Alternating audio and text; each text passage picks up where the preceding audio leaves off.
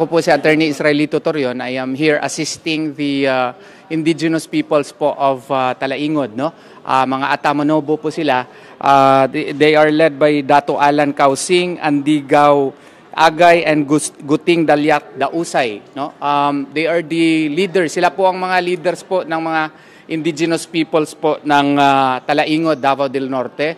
They are anchoring their complaint on the provisions of Republic Act 6713 or Code of Conduct of Ethics of Government Officials, specifically the supposed commitment to public service, the high commitment to public service of these public officials such as congresspersons like Congresswoman Franz Castro. So, nagbiyahe po ang ating mga miyembro po ng indigenous peoples from Talaingod para po maparating dito sa House of Representatives na kinakailangan po na isuspinde at kailangan po tanggalin sa pwesto si Representative Franz Castro kasi nakikita naman namin at natin na convicted na siya sa Regional Trial Court and even if it is on appeal, no, before higher courts, but the administrative aspect of the crimes that she committed should be likewise under investigation, and if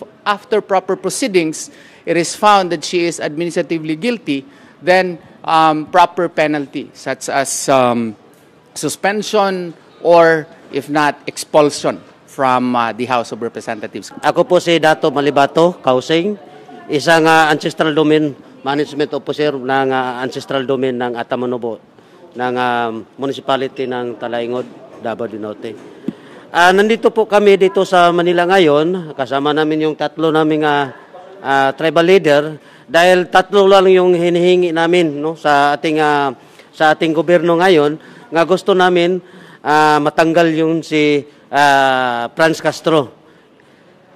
Bakit, no? Kasi yung ginawa niya sa amin parang hindi inirespeto yung rights of the IP, no? In terms sa aming rights, kasi hindi niya inirespeto.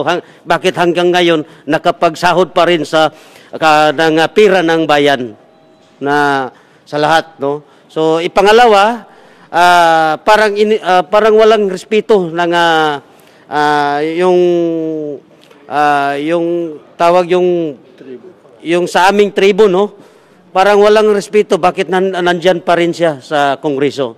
So pangatlo yung pag-discrimination, walang respeto or ano po yung sabihin, yung hanggang ngayon patuloy pa rin yung pag-serbisyo ng ating bayan.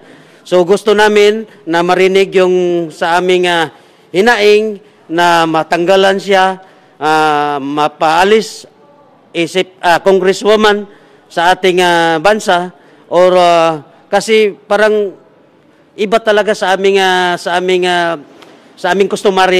customary law, kasi parang wala na kaming wala nirerespeto yung law namin.